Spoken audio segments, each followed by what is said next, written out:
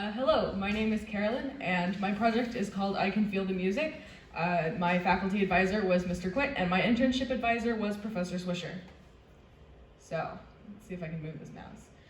Some background. So I've studied music for quite a long time at this point, at least relative to my own lifespan. So from 2008 to the present, I've studied classical guitar, and then I started studying Broadway and classical voice performance in around 2011. And then my specific interest in STEM, so I know I go to BASIS, and that's definitely a very STEM-focused school, but I kind of didn't really discover my niche in it or my specific interest until around the summer of 2018 when I attended ASU's Digital Culture Summer Institute, and it was run by Professor Swisher.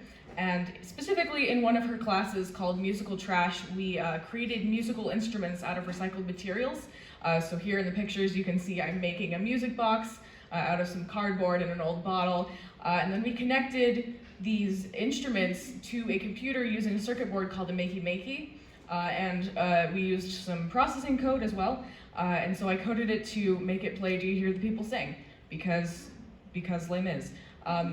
Right, and then in the summer of 2020, I also participated in the Girls Who Code summer immersion program. So there I learned how to code the basics of a website, or rather a basic website, and I learned to code in HTML, CSS, JavaScript, that's it, yes. And I also created like a personality survey, and that's kind of where I really got interested in computer science, because coding for a really long time seemed super inaccessible. It didn't seem like something I could do.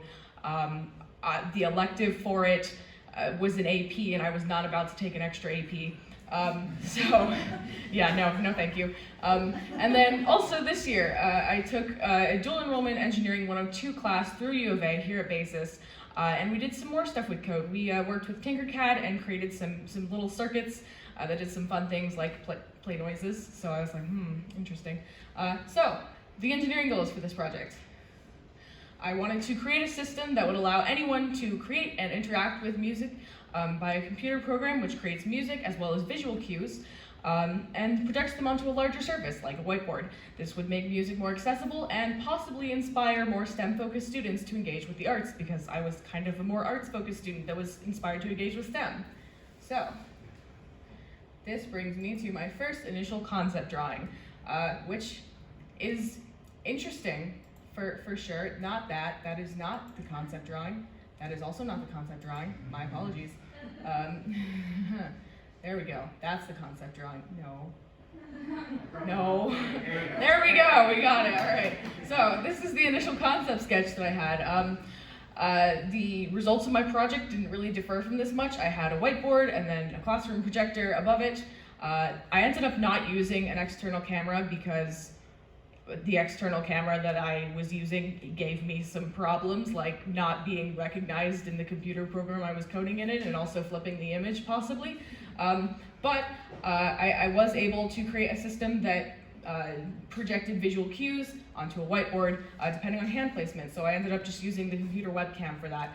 Also, you can see the person is using both of their hands at the same time and creating two separate gestures, which I initially wanted to do, but was just a little bit too much work. I did succeed in making some visual cues that I think were at least a little bit more interesting than the ones on that particular screen, but we shall see.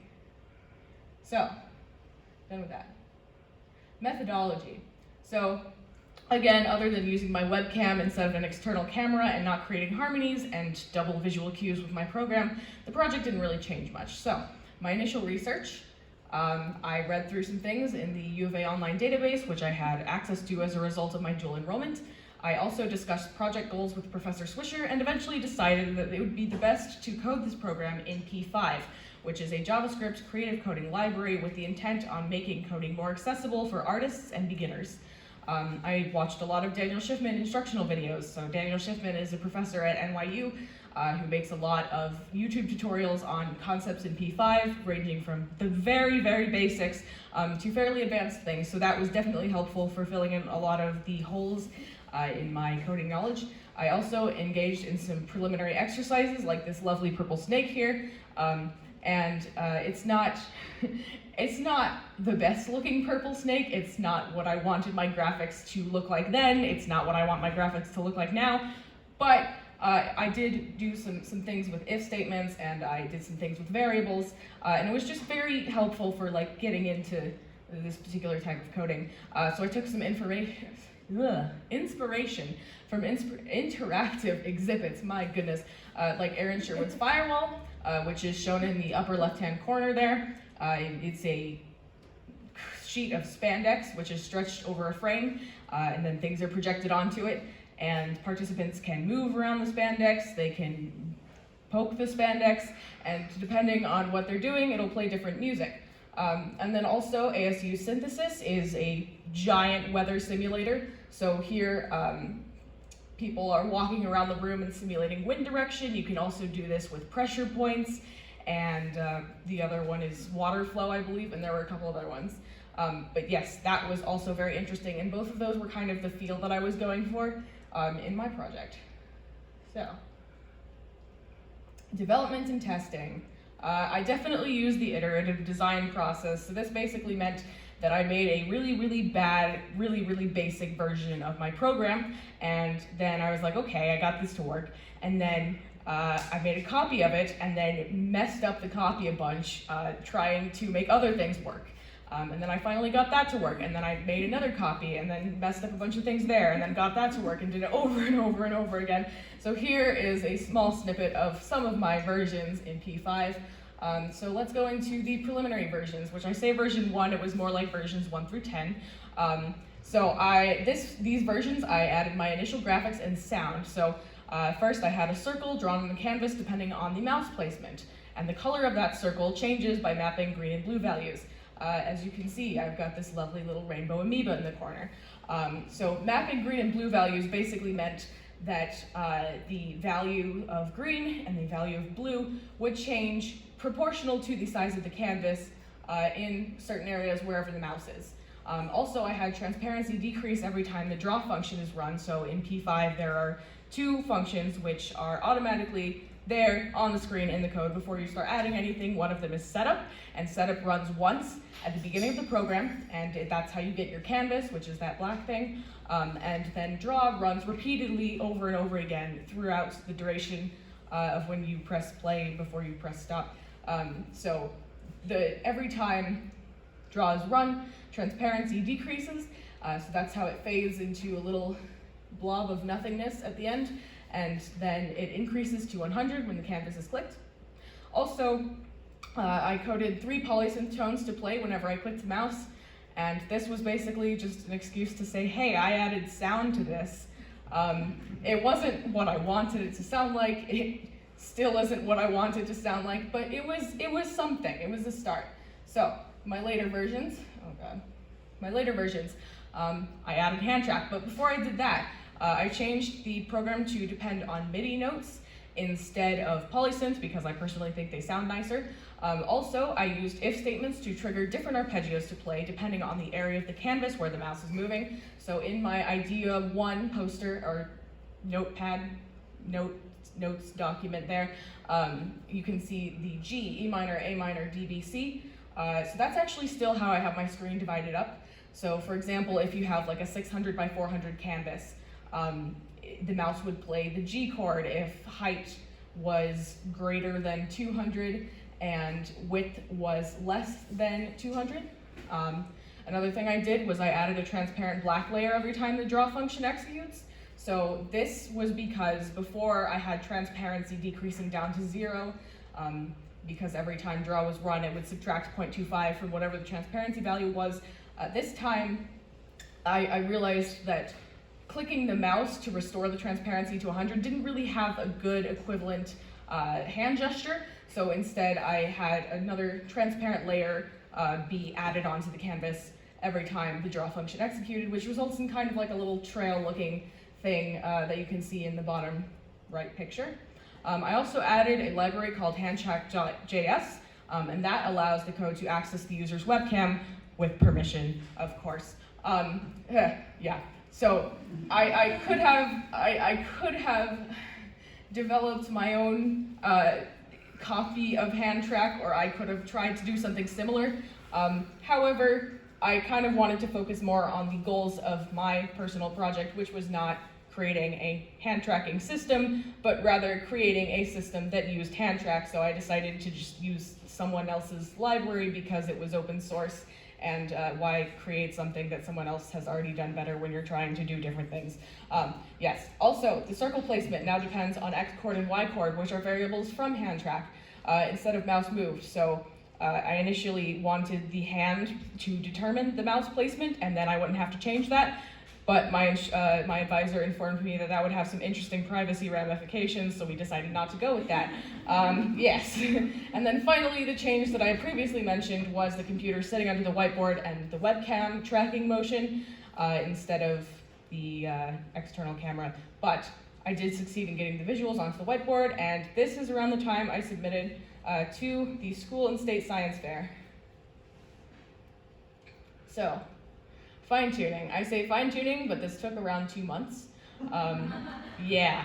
So instead of a circle, I had a kaleidoscope. So you can kind of see this weird flower-looking thing. It reflects whatever the circle does onto about 6 axes of symmetry, and it creates mandala-like patterns depending on the hand movement. So that looks pretty nice. It's a little bit more interesting than some circles. I also created the variable hand, which allows the program to run faster with than without interaction. So here in the code, you can see if X chord is not 0 and Y chord is not 0, then hand is false. Else hand equals true. The hand equals true part is very important. I will explain that later. Also, the order of notes in each arpeggio is now randomized, which allows for more varied orders than just like the 1, 3, 5, 1, 5, 3, 1. Makes it sound a little bit nicer. Also, I adjusted the ADSR of the notes to eliminate this clicking noise, because before the notes would play for too long and then the next note would cut off the end of it. So I decreased the release time quite a bit, and there are still some clicking noises, but it's a lot less. So, my internship. I actually got to help with curriculum development for DCSI, which was really cool because that was something super important to me. So, the first thing that I did was I designed a collection of tips and resources for online teaching, but from a student's perspective, because we definitely have some experience with that. And so the things that I focused on for that were the structure, emotional well-being, and productivity of the students, because all of these things really need to be balanced in order to create a successful online workplace. I also wrote a guide and produced a tutorial video for creating music on Beatbox, which is an online music production software, I suppose. That is what this image here on the right is. So for that, I created tips, I referenced pre-existing examples, and wrote down some information on helpful settings. I also wrote 4 original songs on Beatbox and created 3 templates. So the story behind the templates is that this is for a class where you essentially write your own 8-bit video game theme song or other piece of short music. And so there is no entry requirement for this, no level of music experience that is required to engage in this class, which is great, it's the way it should be. But composing original music is a little bit daunting if you don't know much about music, as my 6th grade self in songwriting club would attest to. So I created 3 templates in 3 genres, and they were a little bit stereotypical of the genres, but I created a pop template, which I based off of Christina Perri's Jar of Hearts. I created a jazz template, which I just took some chords that I liked from a guitar jazz website, and then I created a rock template, which I spent far too long on, and is the one pictured here, which is a replication of Lola Montez by Volbeat. My apologies. All right. And then obstacles, there were quite a bit, but these are some of the main ones. So one of them was the color change wasn't smooth. As you could see in the preliminary coding example, it went from green to blue to yellow, and it kind of looked really blocky and weird. So to fix that, I mapped the green and blue values to the canvas. And then also, as previously mentioned, clicking the mouse didn't really have a good equivalent hand motion, so I added a transparent black layer. The arpeggios, this one I haven't talked about. The arpeggios were initially very slow when I used it with hand track. So I thought that this was a problem with the computer processing system. I thought that the computer couldn't handle playing arpeggios at the same time as it was tracking hands. So I was like, okay, well we can import the code into an online editor, or not an online editor, a local editor on the computer, so it wouldn't be relying on the internet to do this. So that's what I did here in processing in P5 mode. However, that just threw me like 300 errors instead of working, and I got none of those errors in the online editor, so I just decided to scratch that and hope that it was something else. Fortunately it was. My professor realized that frame count was somehow making it very slow, so I made the tempo independent from the frame count function, and then we didn't really have any problems. I also ran the sound from the play sound function instead of draw, because I thought that draw was running too many times and the arpeggios would play too quickly, the hand X and Y chord values would be updated too quickly for the arpeggios to fully play, and that would bog down the computer a little bit. I was partially right on that, but the loud static noises started constantly playing once I had fixed that issue. So I ended up setting a counter so that the sound wouldn't play so often, so it would play in like every 5 frames instead of every frame, and that kind of fixed that issue. Also, about last week, my sound completely stopped working, my apologies. So that was great. I ended up realizing that I needed to set the hand to true after defining it as false. That's why I said that the else hand equals true is very important, because before I had just defined it as false and then the program was running, and the play sound function only works if hand is true, and hand was not true ever. So yeah, that was great. And then the final thing was that my mandalas were not symmetrical, like that. They looked like that. So I realized that the problem with that was that I hadn't converted some of my numbers from degrees to radians. Yeah, that was fun. So my conclusions. For the good part of the last trimester and some of trimester 2, this project has been both the joy and the bane of my existence, but I ended up liking it enough that it ultimately influenced my decision to study computer science in college. And I know that people change their majors a lot, I know that people change their mind a lot, but I do know that I want to study something with its intersection with music and the humanities. So I am going to save that little blob on my final product because I would like to do a live demonstration.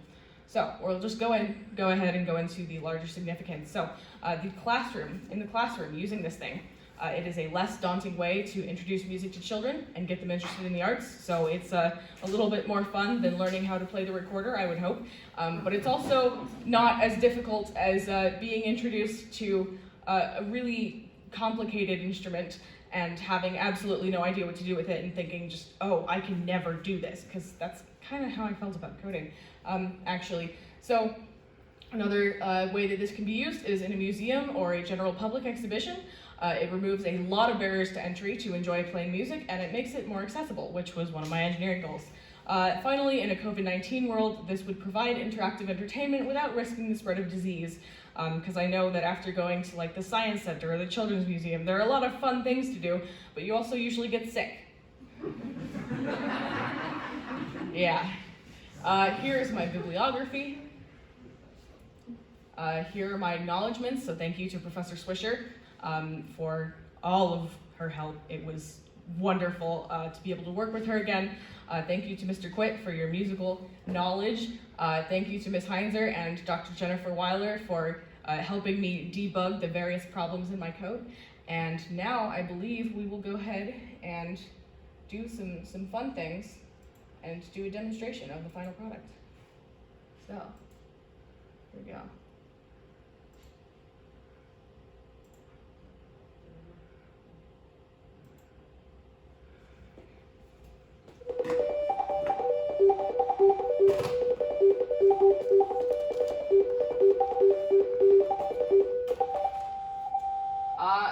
May I request that the lights be turned on up here? Thank you. Also, it's loading.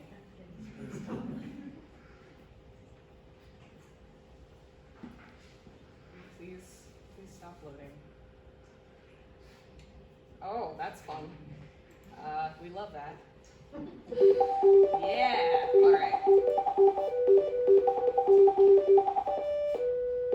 Yeah, here we go. So, normally I would place the computer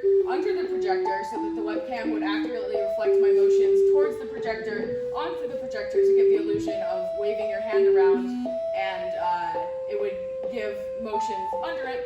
But since this projector's over here, I can't really do that. So you'll just have to trust me that it does do hand tracking. So over here in the corner, I've got the G chord. It's a little bit difficult to hear because it is in random order.